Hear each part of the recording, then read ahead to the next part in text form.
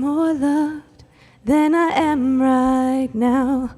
Wasn't holding you up, so there's nothing I can do to let you down. Doesn't take a trophy to make you proud. I'll never be more loved than I am right now. Going through a storm, but I won't go down. I hear your voice carried in the rhythm of the wind to call me out. You would cross an ocean so I wouldn't drown. You've never been closer than you are right now. You are Jireh, you are enough. Jireh, you are enough. And I will be content in every circumstance.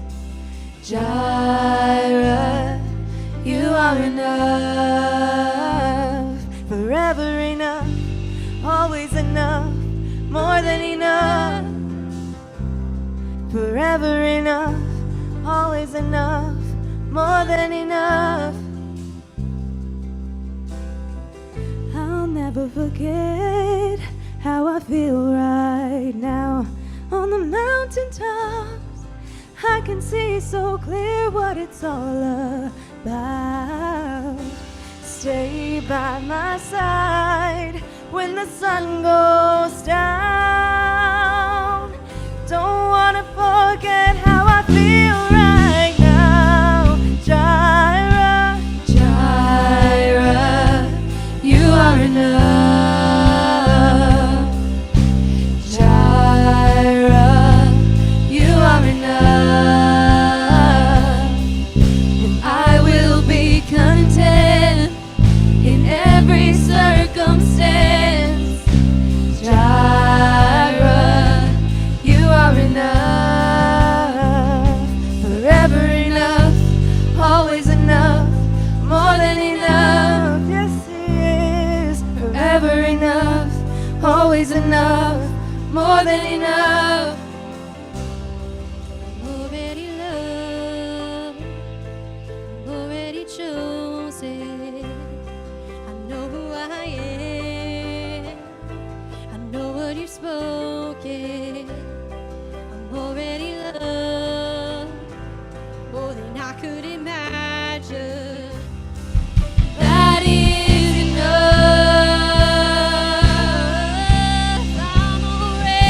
I'm already loved, I'm already chosen.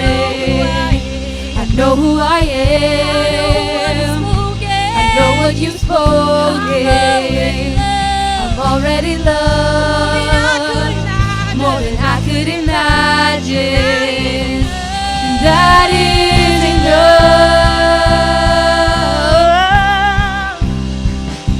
I'm already loved, I'm already chosen.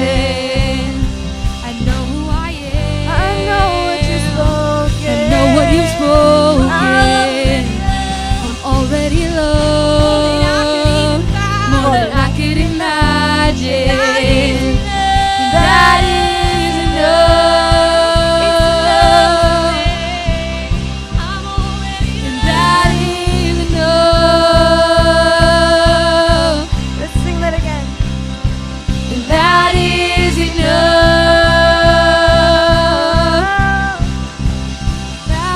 That is enough. That is enough. That is enough.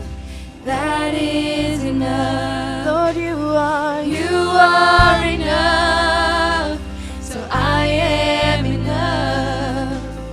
You are enough. So I am. Let's sing that again. And that is enough. That is enough. That is enough. That is enough. You are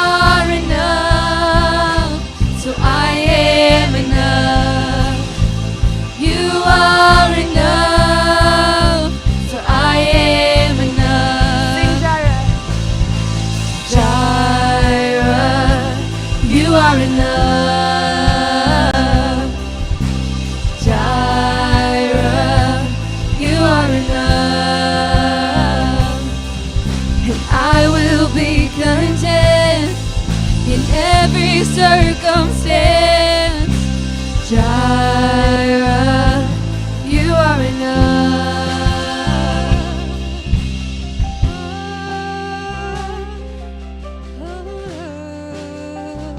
Lord, you are enough.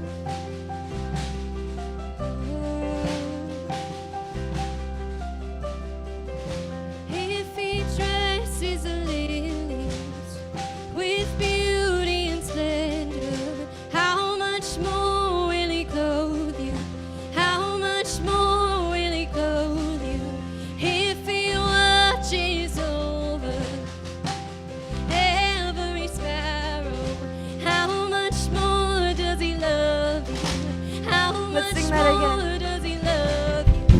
If he dresses the With lilies beauty and with splendor, beauty and how splendor, much more will he how clothe much you? more will he How much clothe more you? will he How much more will he If he clothe you? If he watches over every sparrow, every sparrow, how much more does he love you? How much more does he love you? If he dresses the lilies with beauty and splendor, how much more will he clothe you? How much more will he clothe you? If he watches over every sparrow, every sparrow, how much more does he love you? How much more does he love you? How much more does he love you?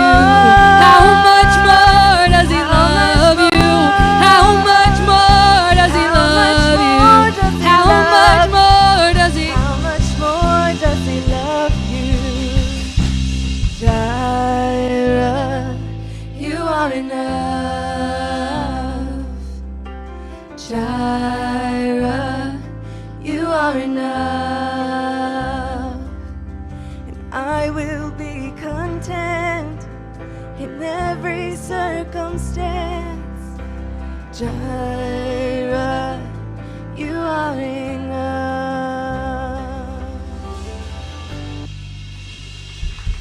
Come on, give it up. Nice. I'm glad that all of you guys are here. I'm stoked that you guys chose to spend a Wednesday night here at Young Adults. My name is Steven. I'd love to meet you if I haven't. Real quick, before we do anything else, turn to the person next to you, say hello, give them a high five, and ask them the question. Do you listen to Christmas music before or after Thanksgiving? What's the right answer? There is one. You do before?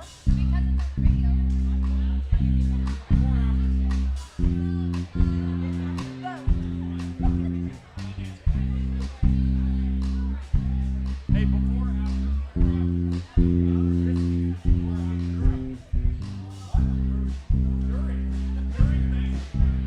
All right.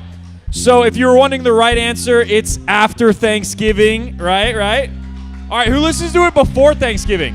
Who's with that? Okay, yeah, just have some cut. There we go. Okay, yeah, that's cool. Well, I want to encourage you. We got 2 more weeks of Young Adults after this. We got 1 more week of this next series, Extra Grace Required. And then after that, we got Friendsgiving. So you want to be at both of these Wednesday nights. It's going to be awesome. We're going through November. And then December, we're taking it off for finals so you can finish out strong for Christmas, for all those things going on. And we'll start back up in January. So make sure you guys are doing that. If it's your first time here, we got connection cards in the back. Fill one out. Put it in the drop box in the back. I would love to write you a letter. I'm not being weird. I just want to get to know you. I want to send you some free stuff. It's going to be awesome. So fill out a connection card. I'd love to reach out to you. And lastly, we got brand new merch in the back right there on the side. So after service, grab a shirt. And if you buy a shirt, you get a free beanie. And it's starting to get chilly. So if you bought a shirt last week and didn't grab a beanie, go grab a beanie. We'd love to help you guys out with that.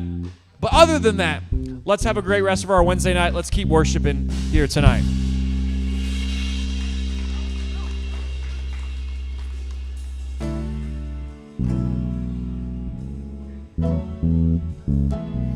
You're a man of your word.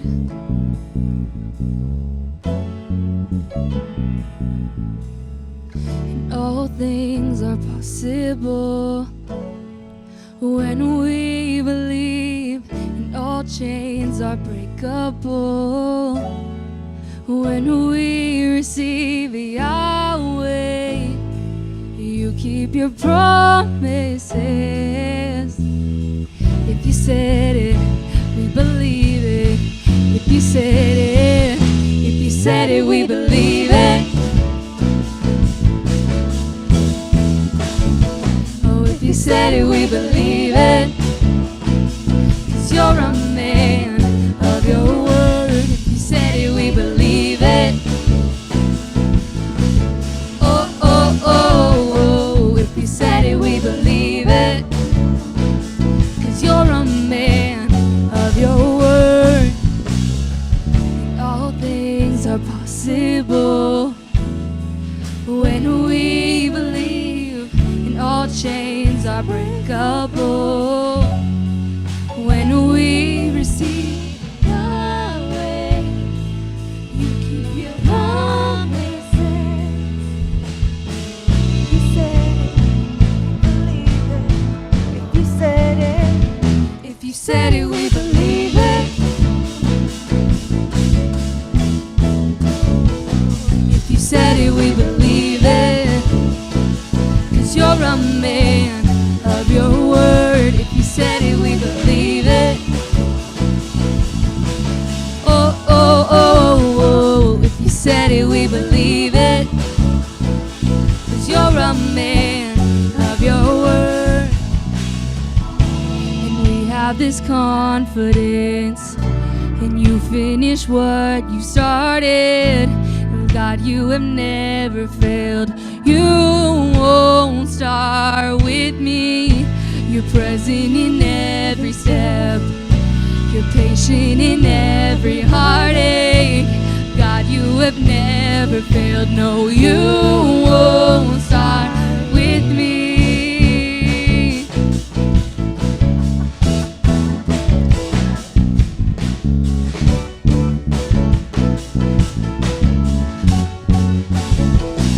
If you said it, we believe it. If you said it, we believe it. 'Cause you're a man of your word. If you said it, we believe it. Oh, oh, oh, oh. If you said it, we believe it. 'Cause you're a man of your word. And we have this confidence. You finish what you've started. God, you have never failed. No, you won't start with me. You're present in every step. You're patient in every heartache. God, you have never failed. You won't start with me.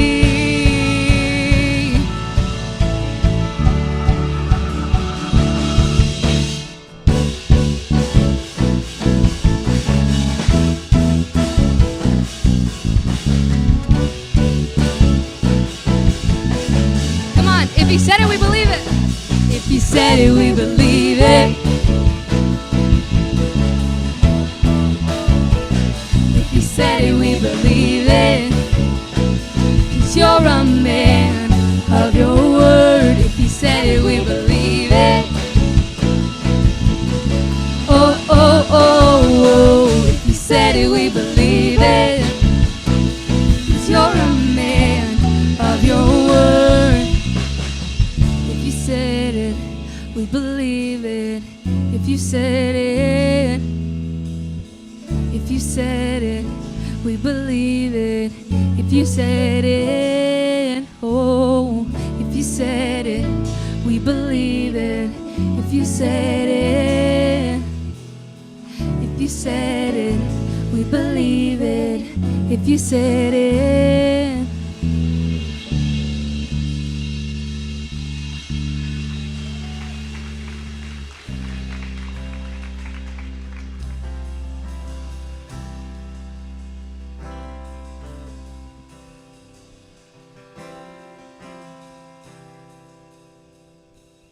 People come together, strangers, neighbors, our blood is one. Children of generations, of every nation, of kingdom come. So don't let your heart be troubled. Hold your head up high, don't fear no evil. Fix your eyes on this one truth. God is madly in love with you. So take courage, hold on, be strong. Remember where our help comes from. Oh, oh, oh, oh,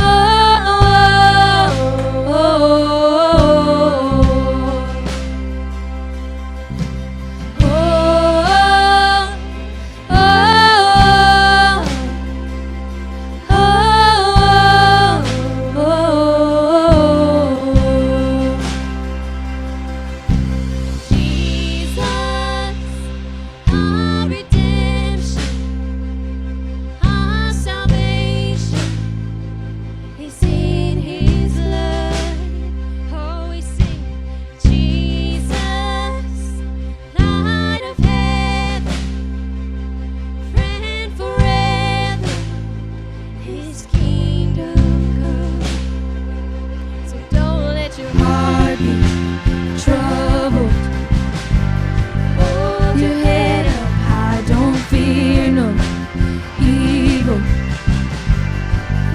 your eyes on this one truth. God is madly in love with you. So take courage, hold on, be strong. Remember where our help comes from. Oh, oh, oh, oh,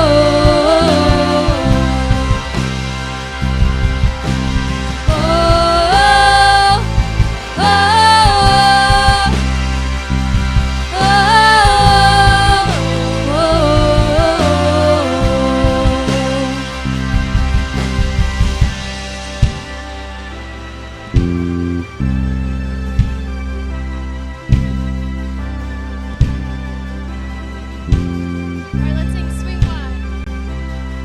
Swing wide, all you heavens. Let the praise go up as the walls come down. All creation, everything with breath, repeat the sound. All His children, clean hands, pure hearts, good grace, good God. His name is Jesus. Let's sing it. Swing wide, all you heavens. Let the praise go up as the walls come down. All creation, everything with breath, repeat the sound. All His children, clean hands, pure hearts, good grace, good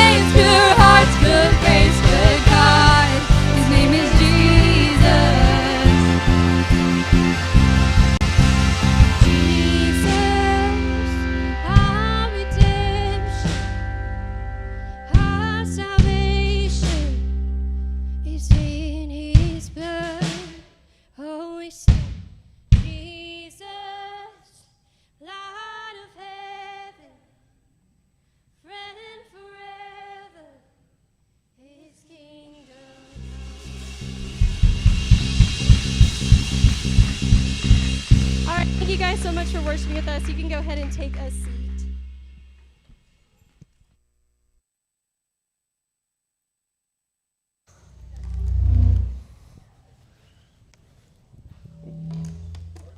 Well, good evening, everyone. How is everyone tonight? That was difficult, but all right. So great to see all of you tonight. My name is Mark Grochocki. I am one of the pastors here at Palm Valley Church. Man, thanks, Carlos. I like you too, man. I am so thrilled to be here. Yep, you too, JC. Well done.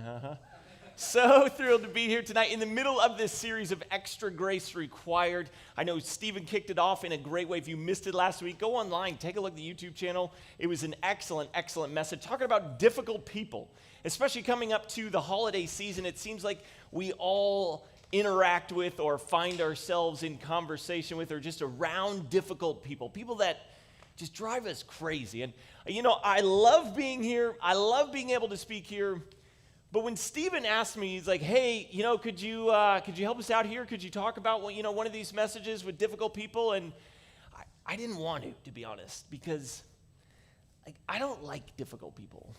They bother me and kind of drive me crazy. I do everything I can to avoid difficult people. And I know whenever I speak anywhere or have any type of message, whatever I'm speaking on, I know something's going to happen in my life, leading up to it, to kind of teach me a lesson. For some reason, every message I've ever taught, no matter what it's been on, I've dealt with it within the last 7 days. And sure enough, this was no exception at all. Literally, last week, I think it was Monday, either Monday or Tuesday, I went to the grocery store early in the morning. I hit the gym, and after the gym, I'm coming out to the grocery store. I needed to get a quick loaf of bread because I do toast in the morning. That's what I eat for breakfast. I don't even know if you need to know that or not, but that's what I do every morning. I have toast, but I was out of bread, so I needed this wonderful loaf of bread that I always get, and so I went to the grocery store where I always get it early in the morning, and of course, I love that there's the self-checkout line, because when you're all sweaty from the gym and it's early in the morning, you're like, I don't want to talk to anybody. I don't want to see anybody.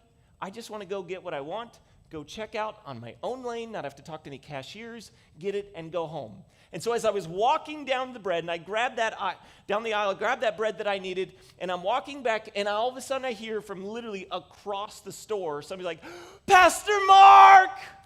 Pastor Mark! Oh my gosh, Pastor Mark! And so immediately I know, well, it's somebody that knows me. And it's somebody that knows me from church. Now, I try to be the same person wherever I'm at, but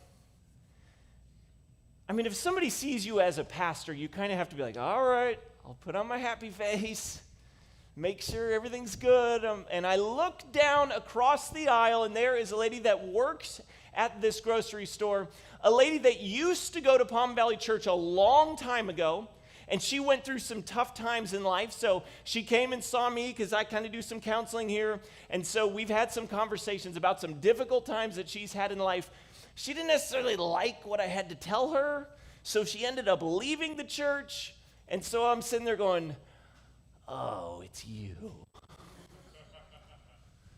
Hey, how are you? And she's like, Pastor Mark, oh my gosh, I'm so glad that you're here. Oh, it's so great to see you. Oh, I need to get back to Palm Valley Church. I need to be there. Oh my gosh, I miss it so much. I miss you guys so much. It was the best church ever. Oh, I need to with that. This is 6 o'clock in the morning, and I'm just like, please just quiet down, tone it down. I don't know what her deal was, but she was just amped up, ready to go. And there was a coworker of hers standing right next to her, and she said in a nice commenter, oh, you're a pastor. Wow, I was thinking of going to church somewhere at some time. And I was like, oh, okay. And I turned to talk to her, to invite her to church. And the other was like, oh my gosh, you should go to Palm Valley. It's the best church ever. Oh, you should talk to Pastor Mark. He's amazing. Oh my gosh. And she's literally screaming this in the aisle at the grocery store. And I'm like, this is insanity. What is this lady doing? And then the other lady, her coworker that's looking for a church, says, yeah, a couple months ago, my husband passed away. And so I needed some help. And for me, I'm immediately kind of moving into counseling mode going, I'm so sorry. Let me help you. And the other lady jumps, oh my gosh, but Palm Valley Church is the place to go for that. It's the best thing ever. You should talk to Pastor Mark. He's the we should go together. And she's just on, and I'm just like, I need to leave. I don't like you. I don't know what you're doing. You are bothering me. All this is going through my mind. I'm not saying this out loud to her. Just relax. And I'm thinking, how do I get out of here as quick as possible? So we finished the conversation, and I left. And I got in my truck after buying my bread, and I drove off thinking, I don't think I'm ever going to go to that grocery store at 6 a.m. again, because that lady may be there. I need to avoid her with everything that I have. Now, maybe, just maybe, you've got some difficult people in your life. And maybe when we say difficult people, and we started talking about difficult people last week, there was someone that came to mind, or maybe even a group of people that came to mind, and you feel kind of the same way of, I just want to avoid them. I want to get away from them. I want nothing to do with them. I don't want to talk to them. I don't want to, life is just better if they're not here. If they're just not here at all. I just want to avoid them at all costs, or at least I need them to change. I want them to look, maybe, I don't know, or act the way that I want them to. I wish they would just do what I wanted. I wish they would talk the way I want them to. Life would just be so much easier if I could shape them in the place and space that I want them to be. But, that doesn't really work that much.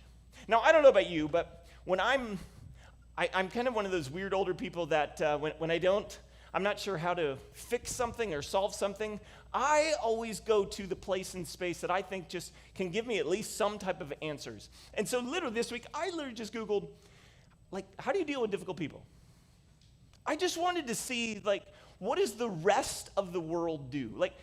How is the world thinking about difficult people? Maybe you have your own ideas, but literally the very first thing that came up was a list of 9 steps that the wonderful Googler tells us how to deal with difficult people. I just want to read these off to you because you may like them. They may work for you. Maybe you'll figure out something from this and be like, oh, great, I don't have to listen to you the rest of the night. But here we go. Step number 1, Google's solution is be calm.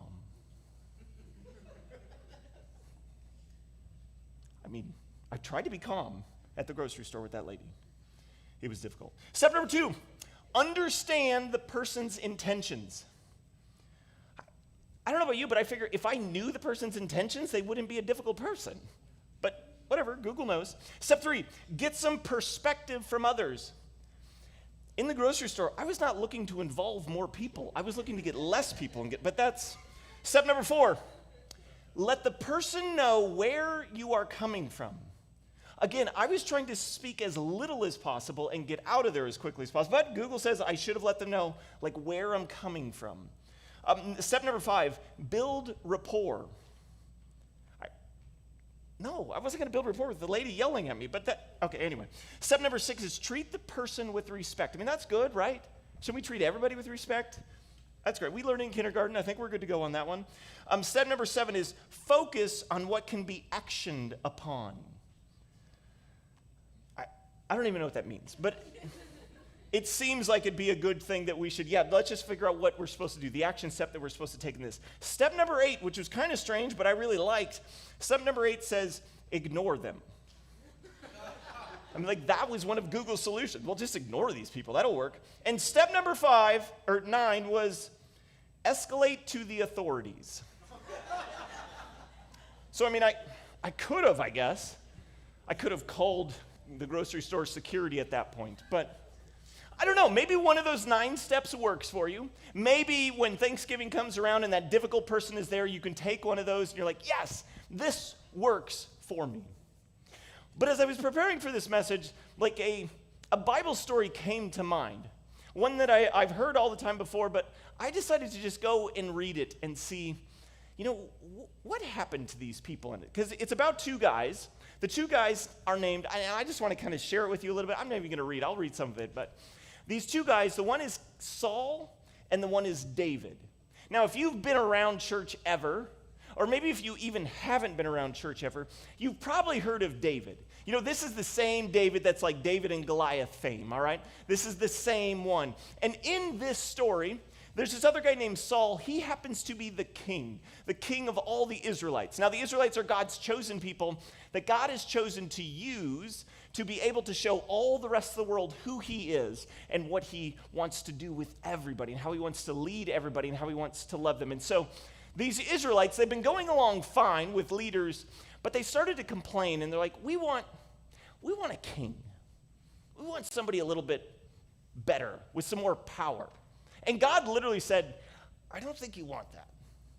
There's something weird, though, that sometimes God gives us what we want, even though he knows it may not be the best thing, but he wants us to still have that. Anyway, so God lets them have a king, and their first king is Saul, this man named Saul. Now, he started off great. He was doing a great job. He was following what God had for him. Things were going pretty well with the Israelites. People are starting to respect them, and they're liking this King Saul. They're thinking, all right, we're like an official nation. We've got this King Saul. And then he started to make some weird choices. Some choices that were along the lines of he wanted even more power. And he was one of those that started to like all the praise he was getting. And he started to become a little bit arrogant. And he started to think, you know, he was a little bit better than he actually was. And he started to think everything was going great because of what he was doing. And then they were out this battle one day, and out came Goliath, this giant that no one in the Israelite army wanted to fight or even thought they could, except for little David, who's like a teenager at this point. And David went out, and we all know the story. David went out and killed Goliath and took care of it. And Saul thought, wow, this is amazing. This young guy, he's going to be like a great warrior for me. This will be fantastic. You know, I need to train him. I need to try to mentor him to really make him this amazing, amazing general for me. So he literally brings him back to the castle, and he's like, starts hanging out with all the rest of the warriors, and he starts to train them in this. And everything that Saul gives him, everything that Saul does for him, the Bible actually says, and this one verse says, whatever Saul asked David to do, David did it successfully. Everything that happened, David did successfully. Well, guess what? It drove Saul crazy. Like he hated it. He started to get jealous of David. Everything he gave him worked out. Every battle he sent him out to, it was amazing.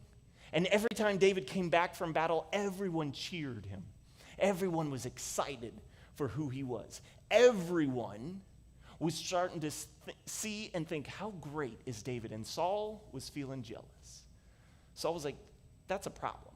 I'm the king in all of this. Now, this entire story spans over 2 chapters, 1 Samuel 18 and 19. Go read it someday. I just want to read to you random verses from this. They won't make sense, but I just want you to start to see how Saul is starting to view David. He makes statements like, this made Saul very angry. And from that time on, Saul kept a jealous eye on David. Saul was afraid of David, for the Lord was with David and had turned away from Saul. David continued to succeed in everything he did, for the Lord was with him. And when Saul recognized this, he became even more afraid. Saul became even more afraid of him, and he remained David's enemy for the rest of his life. Saul urged his servants and his son Jonathan to assassinate David. Saul sent troops to watch David's house. They were told to kill David when he came out the next morning. Saul couldn't take it. You see, I don't know about you, but if you're having a difficult person in your life, maybe it's a coworker, maybe it's like a roommate that you have, I don't know if they've ever tried to kill you. I mean, if they have, that'd be a really difficult person. But they've probably been doing something that you're just like, I can't stand this. Kind of getting annoying. I don't think I can be around you anymore. Like everything you do is trying to like tear me down. And maybe you're like David, like, what's going on, Saul? Like, why are you looking at me? Why do you keep doing this to me? But the flip side was true as well, because as much as Saul was a difficult person for David, David was actually a difficult person for Saul. From Saul's perspective, he saw David as a threat. I mean, have you ever had a coworker that for some reason the boss just loved them better?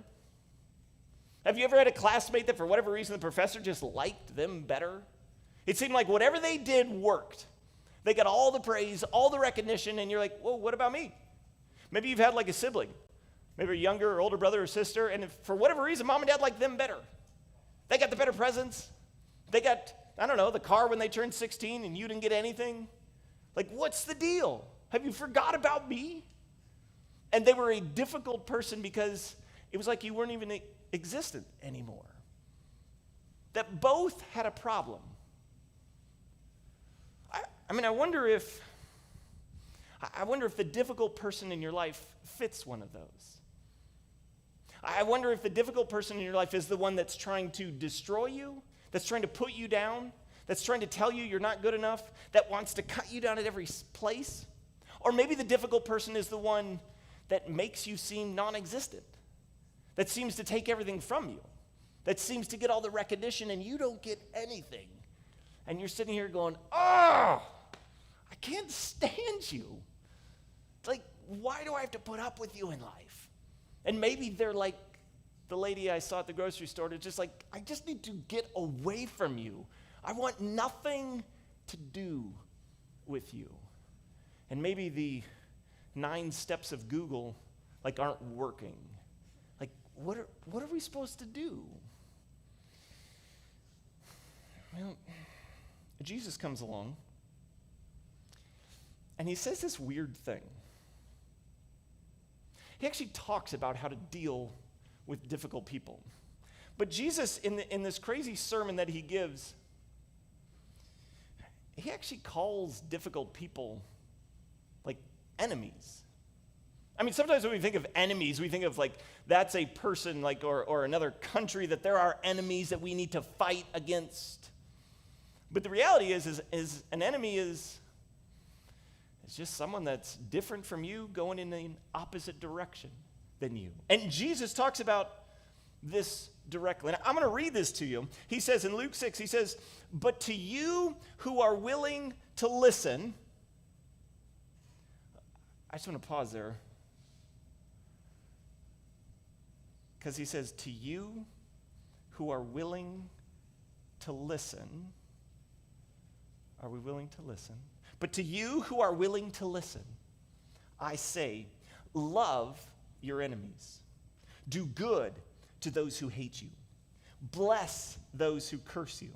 Pray for those who hurt you. If someone slaps you on the one cheek, offer the other cheek also. If someone demands your coat, offer your shirt also. Give to anyone who asks. And when things are taken from you, don't try to get them back. Do to others as you would like them to do to you. It's that crazy golden rule thing. Yeah, that golden rule thing literally came from the Bible. Do to others as you would like them to do to you. Like, that sounds good on the front end. Like, yeah, I mean, everything that I want other people to do to me, okay, I should do that. Like, it sounds good. But Jesus says to actually do that is we have to do good to those who hate you. We have to bless those that curse you. We have to pray for those that hurt you. We have to spend time with those that annoy you. And he ends this whole thing with this crazy simple statement that is life-altering. He says, you must be compassionate just as your Father, God, is compassionate. You must be compassionate. I mean, what is that? You see, compassion is one of those weird things. It's one of those things that we all like to have different definitions of. It's one of those things that we all like to use or throw around. It's one of those things we like to force onto other people. But the reality is, compassion is the ultimate source of caring for someone. You see, to care for someone, it starts with sympathy. Sympathy is simply going, oh, man, I'm sorry for you. I'm sorry you're going through that. I'm sorry you lost your job. That sucks. Anyway, like that's sympathy. That's the very beginning of it. Like, I'm sorry that you're in pain. But a little bit deeper to care for someone is actually empathy. Now, empathy is something a little bit greater because it's not just, well, I'm sorry you're hurting, but it's, you know what, I can actually feel the hurt that you're going through. Like, you lost your job, I feel the weight of that. Like, I can understand that I've lost a job too. Like, I had lots of fear when I lost a job. I feel that with you right now. Empathy allows you to step into their feelings of what they're actually experiencing in that moment. But compassion says, yeah, I feel that as well. I feel that hurt and pain you're going through. But I want to do something about it with you. I want to help ease that pain for you. I want to actually put something into action to let you know I'm here with you to help you solve it in whatever way you want. That I'm going to suffer with you, and we're going to figure this out together.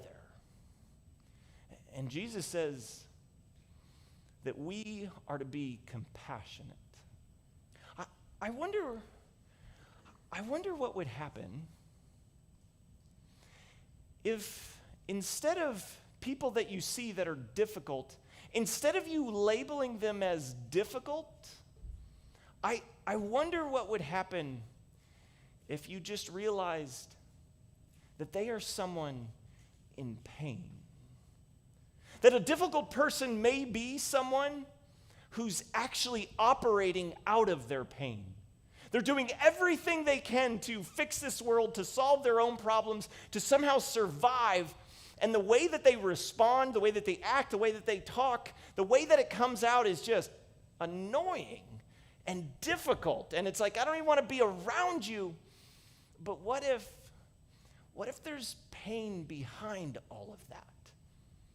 And when we try to avoid, we do nothing for their pain.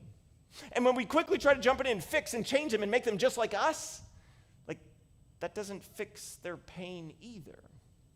That maybe what Jesus is challenging us to is to step into compassion and say, I just need to feel it with you.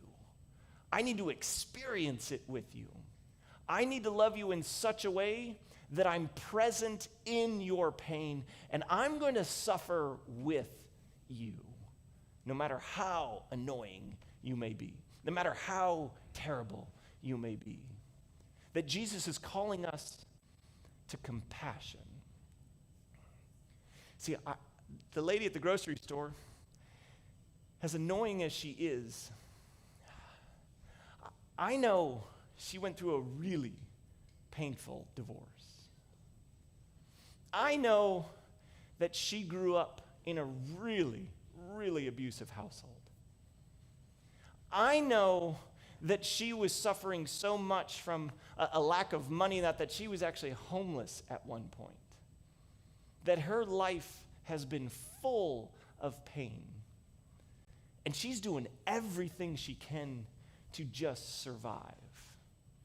And me, in that moment, I didn't have compassion for her. I didn't step into her world. I didn't feel everything that she was going through. I wanted her to change. I wanted her to not be so loud. I wanted her to not be yelling across the store. But the reality is she needed somebody to step into it with her. She needed somebody to be compassionate, exactly what Jesus calls us to. You see, David was the next king in line after King Saul. And as soon as Saul died, David was going to be king. He was the next one in line. So you can imagine, like, when Saul died, like, he would be justified in throwing this amazing party, because not only was this crazy guy who was trying to have him killed, who was always jealous and angry at him and chasing him all over the place, not only would he be gone, that problem would be out of David's life, but David would also be king now. So it would be the greatest thing ever. He should have this massive party. And then King Saul and his son went into battle one day, and they both were killed in battle. And David found out. And here's how he responded as soon as he heard. It said, David and his men tore their clothes in sorrow when they heard the news. They mourned and wept and fasted all day for Saul and his son Jonathan, and for the Lord's army and the nation of Israel, because they had died by the sword that day. I mean, that's compassion. On the day and the moment when he should be celebrating and so excited, he felt the weight of hurt and pain of a nation losing its king, and it broke him. I wonder, do you know the pain that difficult person that you know that comes to mind? Do you know the pain they're in? Do you know what they're going through? Do you know what they need in life? Have you ever attempted to suffer with them, to have compassion with them? Or have you just been running through the Google steps? Be calm, figure out where they're coming from, don't yell, call the cops, everything will be better. Has that been your process? And Jesus has called us to something different. He's called us to compassion. Sympathy, not good enough. Empathy, that's a great start. But he's called us to compassion, because compassion allows us to feel the pain of someone else and allows us to be a part of their life in such a powerful way. And what does it take? It takes being present in the lives of difficult people. So rather than that first step of, difficult person, I got to get out of here, that first thought of let's run, maybe this time stay. Be present in their life. Follow what Stephen talked about last week. Ask them questions. Listen. And try to respond in a way that says, I'm here. I'm going to suffer with you. We're going to figure this thing out together. I don't know what's gone on in your life that has brought you to this place of responding in that way, but I'm letting you know I'm here with you. I'm going to walk through this with you. And the crazy part is, and Stephen's going to finish it up next week, that maybe we are the difficult people. Maybe we are the ones that have needed someone to step into our lives and suffer with us. Let's pray. Heavenly Father, we love you so much. God, we are so grateful for who you are in our lives. God, I'm just praying for the help and the strength and the guidance to be compassionate. God, I pray that for each and every one of us here. I know I struggle with it. I know I just struggled with it this last week. I know it's difficult. It's not an easy thing.